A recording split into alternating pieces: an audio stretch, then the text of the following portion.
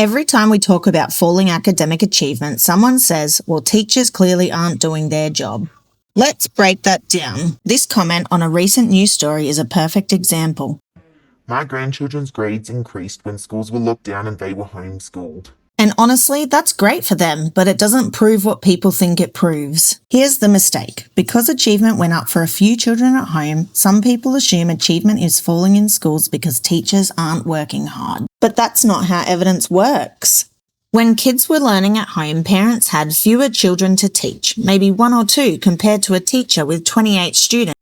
More control over behaviour, and they could respond instantly with clear consequences.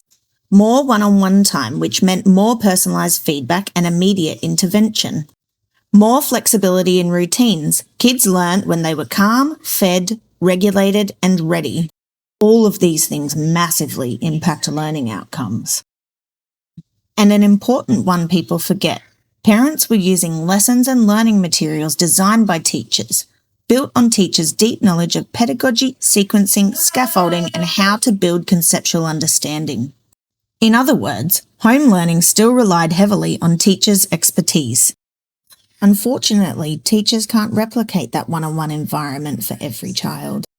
And teachers aren't dealing with one household. They're supporting a whole class with different needs, abilities, behaviour, trauma, home lives and regulation levels. So no, teachers aren't the reason academic results are declining. The real reasons are far more complex.